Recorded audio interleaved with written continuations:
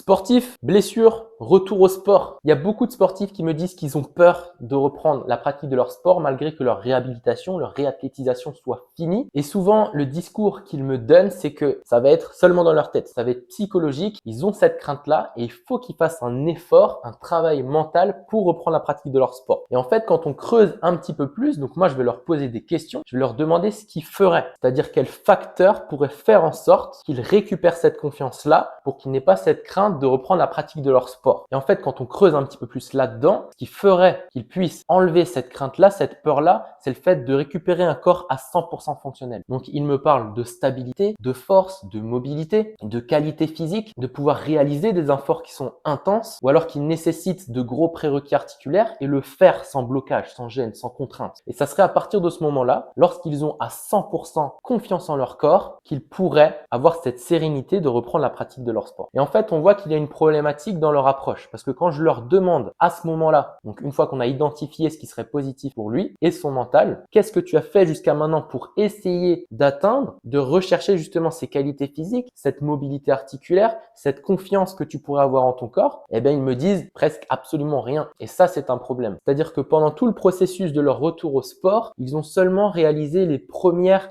étapes. Donc il faut vraiment que tu te vois comme dans un jeu vidéo où toi, tu démarres niveau 1 après une blessure, une certaine problématique dans ton sport et que tu veuilles retourner au niveau 10 qui est le niveau maximal, c'est-à-dire le retour à ton sport avec sérénité, sans peur et même avec confiance. Donc ces personnes-là ont réalisé seulement les premières étapes du chaud, du froid, du repos. Ça va dépendre effectivement et bien évidemment de sa situation, mais voilà, c'est le genre de premières étapes dans lesquelles beaucoup des sportifs avec qui j'échange se retrouvent et en fait, ils ne réalisent pas les prochaines étapes, toutes celles qui se trouvent entre l'étape 1, 2, 3 et l'étape 8, 9, 10. C'est-à-dire que pendant toutes les étapes intermédiaires, il va falloir retravailler certaines fonctions articulaires, certains tissus, leur rendre certaines propriétés, développer de nouveau certaines qualités physiques que tu vas retrouver dans ton sport, etc. Il y a énormément de facteurs différents à retravailler pour atteindre cette finalité-là. Et pour tous ces sportifs-là, ils ne l'ont pas fait. Donc en fait, oui, il y a une part psychologique. Oui, forcément, ça fait peur de reprendre son sport parce qu'il y a effectivement eu un trauma à un moment donné dans ta vie de sportif, mais c'est absolument pas irrationnel, c'est complètement rationnel parce qu'en fait, toutes les étapes intermédiaires, tu ne les as pas encore réalisées. Donc forcément, tant qu'elles n'ont pas été faites, eh ben, tu vas avoir cette crainte de reprendre le niveau 10 étant donné que tu ne l'as pas préparé. Donc c'est justifié en fait cette peur-là. J'espère t'avoir un petit peu aiguillé à ce niveau-là. Si tu as des problématiques particulières dans ton sport et que tu souhaites en parler avec moi, écris MP dans la barre des commentaires.